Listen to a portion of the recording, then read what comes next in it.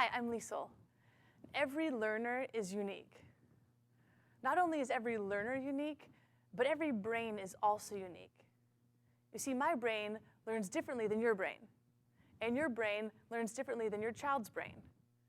At SuperCamp, we acknowledge the uniqueness of every child's brain, and we ensure that we address that uniqueness by teaching and learning and empowering students to learn in their dominant learning style. Neuroscience teaches us that there are 3 dominant learning channels with which our brain inputs information. Those 3 learning channels are visual, auditory, and kinesthetic. Visual learners tend to learn best by seeing things, whether it's colors or pictures. They notice patterns well. It's all about the sight and what they see. Auditory learners, on the other hand, learn best by hearing. And they notice not only the words that are said, but also how the words are said. They tend to be very in tune to inflections and volume and all the auditory noises that are going on around them and in the classroom. Kinesthetic learners learn best by doing, by getting their bodies involved and connecting the information to their body and to real-life experiences. So your child at SuperCamp had opportunities to learn through all 3 learning channels. And many of them also had the opportunity to identify for themselves what their dominant learning style is. So think about for yourself. Imagine you're invited to a dinner party and you are receiving directions on how to get there.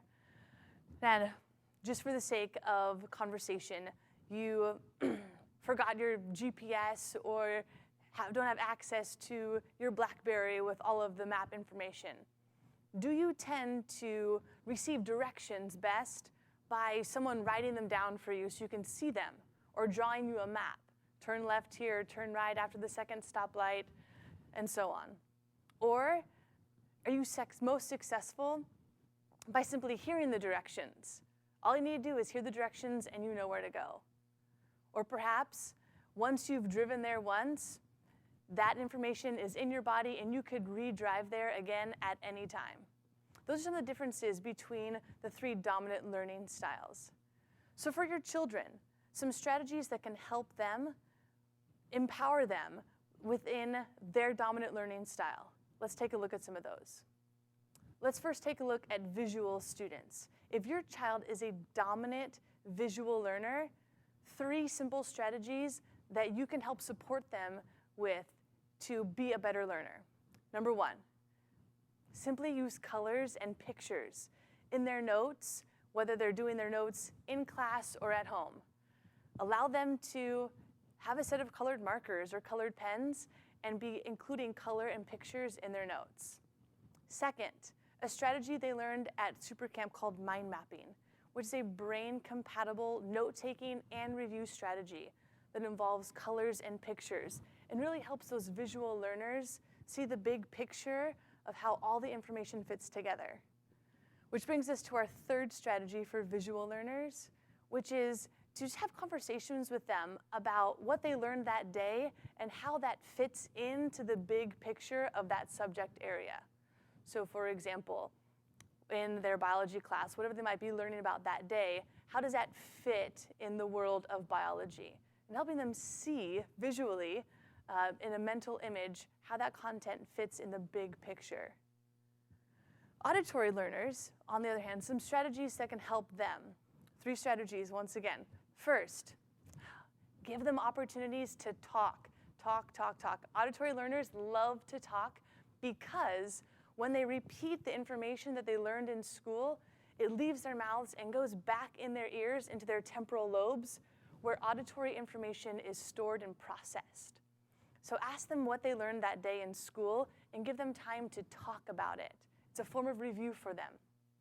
Also, when your auditory children are doing their homework, support them in doing their homework in an environment that is void of any auditory distractions, which could include the television, the computer, other people's conversations, and certain types of music.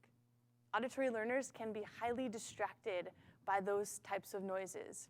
Music can be helpful, especially when it's non-lyrical music, while they're working on their homework and studying.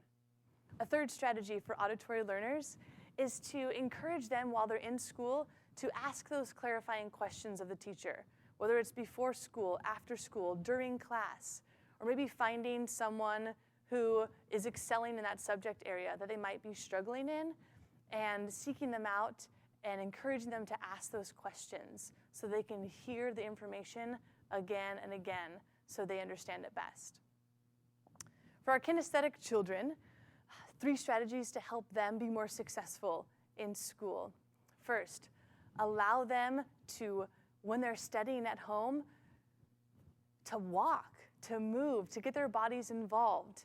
I know some kinesthetic learners who take their note cards and they just go for a walk and they can review, and they allow their bodies to move while they're reviewing the information. Also, connecting the information to our bodies by creating some type of motion or a dance or a song or something might be helpful. For example, if they're learning a foreign language and they're learning Spanish, the Spanish word for eyes is ojos. By simply pointing to their eyes, this is a kinesthetic motion, very simple, that can help them kinesthetically connect the word ojos to their eyes right here in Spanish. A third strategy for kinesthetic learners is to ensure that they are taking what we call brain breaks. Now we know that a student's brain is able to attend for the number of minutes that's approximately equal to their age. So if your child is 10 years old, then they can approximately attend or focus for about 10 minutes, give or take a couple minutes, before they need a break, before their brain needs a break. If you have children that are teenagers, they can stay focused for a little bit longer. With those kinesthetic students and learners, allow them to get up, take those breaks, move around, and then come back to the project at hand or the task at hand, whatever that might be. So there's some strategies. If your child is a visual, auditory, or kinesthetic learner, some strategies to help them play to their strengths. Or if you're looking for strategies to help them improve other learning modalities, these strategies can also work for them as well.